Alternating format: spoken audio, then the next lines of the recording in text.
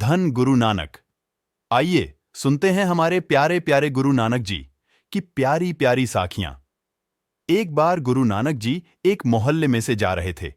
उनके कानों में किसी महिला के रोने की आवाज पड़ी। गुरु नानक जी ने देखा कि एक महिला अपने बच्चे को गोद में लेकर रो रही है। गुरु नानक जी ने उससे रोने का कारण पूछा। उस महिला की गोद में एक बच्चा था। उसने रोते हुए कहा, यह मेरा बेटा है, मैं इसके नसीब पर रो रही हूं। कहीं और जन्म ले लेता तो कुछ दिन जिंदा रह लेता।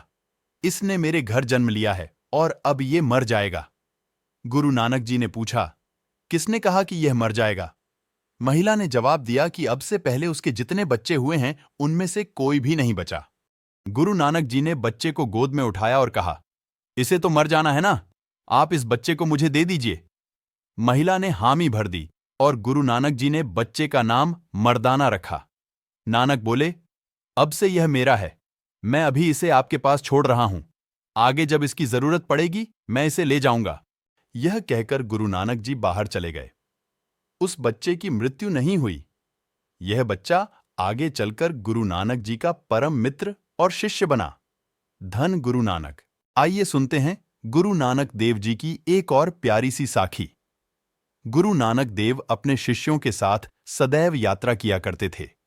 एक बार ऐसी ही यात्रा के दौरान गुरु नानक देव और उनके शिष्य एक गांव से गुजर रहे थे। चलते चलते उन्हें प्यास लगने लगी। उन्होंने पास में एक पहाड़ी पर एक कुआं देखा। गुरु नानक देव जी ने शिष्य को कहा, जाओ उस कुएं से पानी ले आओ। शिष्य ने कुएं के पास जाकर पानी की मांग की, लेकिन कुएं का मालिक एक लालची और धनी आदमी था। वह पानी के बदले पैसे मांगने लगा। शिष्य ने उसे समझाने की बहुत कोशिश की, लेकिन मालिक ने पैसे के बिना पानी देने से मना कर दिया। गुरु नानक जी ने देखा कि उनके शिष्य को पानी मिलने में कठिनाई हो रही है। वे उसे निराश नहीं करना चाहते थे। उन्होंने शिष्य को कहा, ईश्वर हमारी मदद जरूर करेगा, हमें उन पर विश्वास रखना चाहिए। तब गुरु नानक जी ने मिट्टी की खोदाई शुरू की और जैसे ही वे मिट्टी खोद रहे थे, एक स्थान से साफ पानी की धारा निकलने लगी।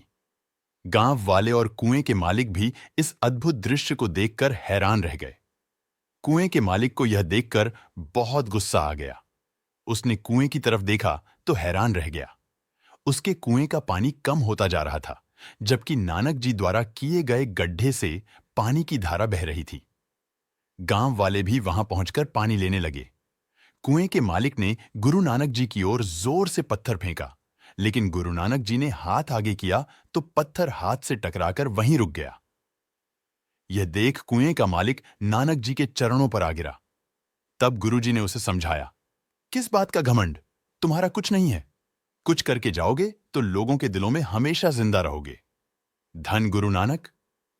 इस साखी के माध्यम से गुरु नानक जी हमें बताते हैं कि हमें संसारिक संपदा को मानवता, ईमानदारी और परमात्मा की सेवा में उपयोग करना चाहिए। आइए सुनते हैं गुरु नानक जी की एक और साखी। एक बार गुरु नानक जी यात्रा करते करते अपने शिष्यों के साथ लाहौर पहुंचे। वहां गांव के बाहर उन्होंने डेरा लगाया। भाई मर्दाना जी और गुरु नानक जी वहां प्रतिदिन कीर्तन करते थे। आसपास के लोग वहां आने लगे। सभी लोग गुरु नानक जी से मिलकर बहुत प्रभावित हुए। उस गांव में दुनी चंद नाम का सेठ रहता था। वह भी गुरु नानक जी के बारे में सुनकर उनसे मिलने आया। उसे भी गुरु नानक जी से मिलकर बहुत अच्छा लगा। अब वह प्रतिदिन कीर्तन में आने लगा। सेठ दुनी चंद ने गुरु नानक जी को अपने घर आमंत्रित किया। उसके बार बार आग्रह करने पर गुरु नानक जी उसके घर चलने को तैयार हो गए। जब गुरु नानक जी दुनी चंद के घर पहुंचे तो वहां ब्राह्मणों को भोजन कराया जा रहा था। दुनी चंद ने गुरु नानक जी का स्वागत किया और उन्हें बताया कि आज उसके पिताजी का श्राद्ध है, इसलिए वह 101 ब्राह्मणों को भोजन करवा रहा है। सेठ ने गुरु नानक जी से आग्रह किया कि वो भी यह भोजन स्वीकार करें, ताकि उसके पिताजी की आत्मा तृप्त हो जाए और उनको भोजन मिल सके। यह सब सुनकर गुरु नानक जी मुस्कुराए। उन्होंने कहा, तुम्हें क्या लगता है कि ऐसा करने से तुम्हारे पिताजी को भोजन मिल जाएगा? तुम्हारे पिताजी 2 दिन से भूखे हैं। सेठ यह बात सुनकर हैरान हो गया। सेठ ने कहा, ऐसा कैसे हो सकता है? तब गुरु नानक जी ने बताया कि जब उनकी मृत्यु हुई तब पड़ोस के घर में मांस बन रहा था। जब उन्हें मांस की खुशबू आई तो मरते समय उनकी मांस खाने की प्रबल इच्छा हुई। इसी कारण उन्हें भेड़िए का जन्म मिला। यहां से 6 मील दूर झाड़ियों के बीच वो बैठे हैं जहां गुरु नानक जी ने बताया सेठ दुनीचंद वहां गया। भेड़िया वहीं बैठा था। सेठ भेड़िए को उस स्थान पर देखकर हैरान रह गया। गुरु नानक जी के आशीर्वाद से उसे भेड़िए में से अपने पिता के दर्शन हुए।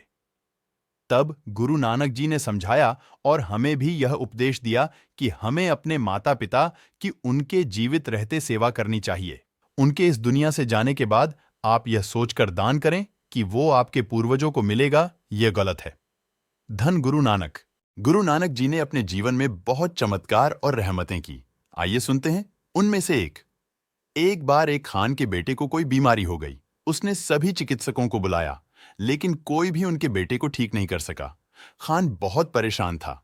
तब भाई मलिक ने खान को सलाह दी कि अगर सच्चा संत उनके बेटे के लिए ईश्वर से प्रार्थना करें तो उनका बेटा ठीक हो सकता है। खान ने भाई मलिक के कहने पर आसपास के गांवों में जितने भी साधु संत थे, सभी को बंदी बना लिया। उनमें गुरु नानक जी भी थे। खान ने सभी संतों को कहा कि वह एक ही शर्त पर उनको रिहा करेगा कि वे उसके बेटे के लिए ईश्वर से प्रार्थना करें कि उसका बेटा जल्दी से जल्दी ठीक हो जाए। इस बात को सुनकर गुरु नानक जी ने कहा, एक तो तुम सभी संतों को बंदी बनाकर लाए हो, उन्हें कैद करके कष्ट दे रहे हो, और दूसरी तरफ इनसे अपने बेटे के लिए ईश्वर से प्रार्थना करने को कह रहे हो। भला कष्ट में कोई कैसे किसी के लिए प्रार्थना कर सकता है? गुरु नानक जी की यह बात खान को समझ में आ गई। उसने गुरु नानक जी से अपने गलत कर्म के लिए क्षमा मांगी और उसके बेटे पर कृपा करने की प्रार्थना की। तब गुरु नानक जी ने कहा कि अगर आप चाहते हैं कि आपका बेटा ठीक हो जाए तो आप इन सभी संतों से माफी मांगिए और अपने बेटे को संतों की बची हुई रोटी खिलाइए। खान ने ऐसा ही किया। वह रोटी खाकर खान का बेटा ठीक हो गया। ये चमत्कार देखकर सभी लोग हैरान हो गए। भाई मलिक को भी अपनी गलती का एहसास हुआ।